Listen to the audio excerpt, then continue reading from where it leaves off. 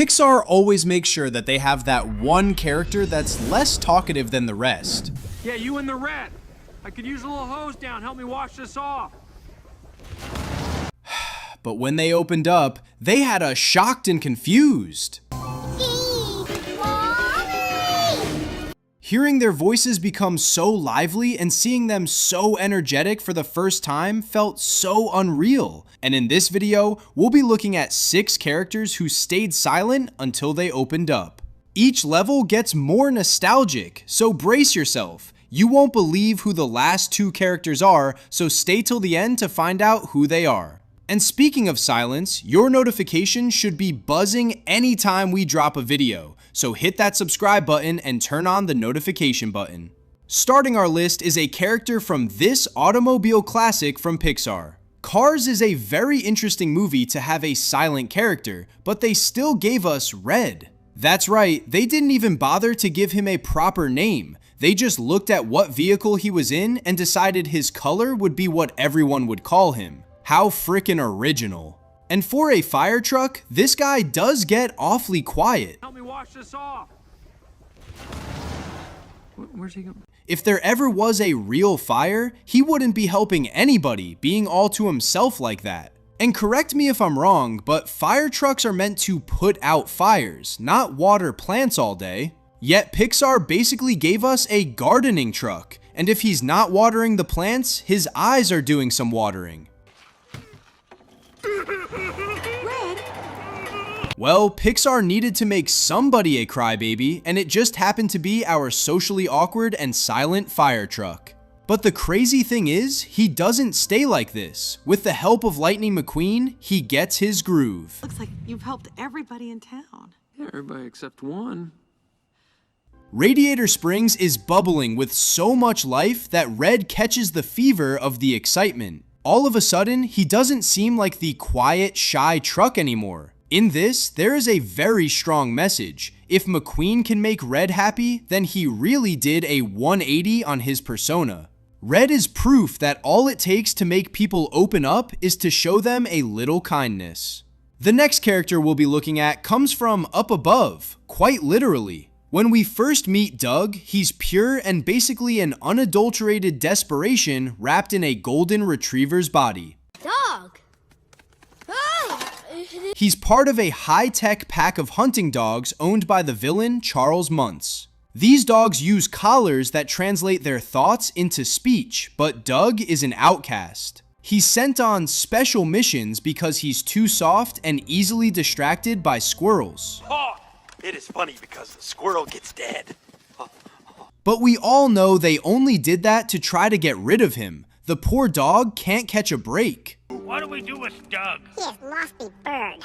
Put him in the cone of shame. Physically, he's a bit doughy and clumsy, serving as the comic relief against the sleek, scary Dobermans in the pack. It's almost like a canine iteration of the ugly duckling. He represents the discarded soul. Just like Carl's house is an old relic and Russell is a lonely kid, Doug is a dog who just wants a master to love. When you think about it, they really are a good match, the losers club, if you will. You would never have gotten this level of love and comfort from his old pals. We see his closed up struggle in the way he pathetically tries to fit in with the pack, accepting the cone of shame as a mark of his failure. He's emotionally suppressed by a group that values aggression over his natural sweetness. When you see him open up, you can't help but hold back tears a little. When Carl is caught up in a moment of anger and grief, nobody seems to be able to get through to him. And if you hadn't have shown up, none of this would have happened.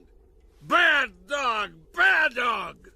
You already know what a piece of work old people can be, but an old grumpy man, you're better off talking to a brick wall. But yet somehow it took Doug being a little open to soften up Carl. He hides under Carl's porch and waits. When Carl finally steps outside, Doug comes out and delivers that legendary line. Doug! Faster! Who knew opening up could be so emotional? Speaking of emotions, this next character was silent because she was honestly too scared to say a word. This person is so unique because in a world full of monsters, she was the only human, so you really can't be mad at her for staying quiet most of the time. Boo is such an interesting case of a silent character because if it weren't for her, this movie really wouldn't have a plot. But that's not why she's a very ironic character. She can't really talk because she's still pretty much a toddler in preschool, and as much as she isn't vocal, she is quite the handful. She's not loud with words, but going by actions, she's speaking entire paragraphs when she's on the screen. And what's even crazier is that Mike and Sully can't even have her displaying all that energy around. I mean, if they got caught, harboring a child is the equivalent of treason in the monster world. How can I do this? How can I be so stupid? This could destroy the company. But you know how these things go. In movies, just know that if something can go wrong, it definitely will. And Boo's existence doesn't stay a secret forever. And when that happens, is there still any need for her to be all closed up? Absolutely not. And Randall is the first person who gets to experience the full force of Boo's expressions. She's not scared of you anymore. But she's not always hyperactive. Just take a look at her final goodbye with Sully. Boo doesn't just babble here. She shows she's grown from a thing into a person with a bond. She tries to show Sully her toys, hoping he'll stay. When she realizes he has to leave, the silence changes from "I can't talk" to "I don't want to say goodbye." Kitty has to go. At number 4, we don't have just one single individual. We got a triple threat. I'm talking about the triplets, Harris, Hubert, and Hamish. Just like Boo, they are basically infants, so you really can't expect that much dialogue from them. But if you've ever been on babysitting duties, you know just how much trouble munchkins like this can be.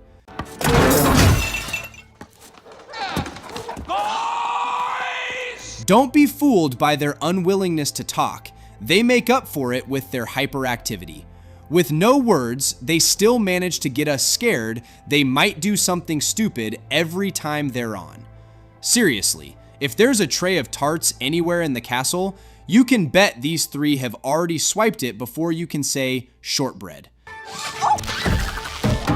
Now, I have told you, you're not allowed to. For most of the movie, they stay closed up in their role as the background pranksters. They're just there for the laughs, right? But then the plot kicks in. They eat a cursed cake, and suddenly our favorite troublemakers are turned into bear cubs. Talk about a literal glow up, or growl up. But here's where they really open up. When Merida is trying to save her mother from her own father's blade, the triplets stop being selfish pranksters. They use that silent, coordinated chaos for a real purpose. Okay, fine. A year. They're now acting as the ultimate backup, stalling the clans and protecting their family. They went from being the castle's biggest headache to being the most loyal brothers Merida could ask for. It just goes to show that even the most silent members of the family are paying attention, and when the going gets tough, they'll be the first ones to step up. You think naturally robots are too stiff and rigid to show meekness, but WALL-E kind of proves you wrong. You see, in this movie, Earth is a literal giant trash heap. Humans have bailed to a luxury spaceship in the sky, and they left a fleet of robots to clean up the mess. Fast forward 700 years, and WALL-E is the only one left standing. Or should I say, rolling. When we first meet WALL-E, he is pure, heartbreaking loneliness mixed with a dash of hoarding. He's been all by himself for centuries, and it shows. It's a good thing he's a robot because a human would have been bored out of his mind. While the actual humans have become pampered, screen-addicted blobs, this rusty trash compactor is the only thing left that understands art, music, and love. He's the silent soul of a dead planet. But when Eve shows up, you can tell that perhaps robots do feel emotions, because I've never seen anybody simp for their crush like this before. Mind you, this isn't even him opening up yet. He's still this meek, shy robot. He just has a baddie bot that makes his circuits spark. The real moment he truly breaks out of his shell is when he risks his entire existence to save a tiny green plant. He goes from being a shy hoarder to a revolutionary leader. But the real tearjerker? It's that final moment after he gets repaired. Who knew a robot kiss and a simple squeak of a name could be so emotional?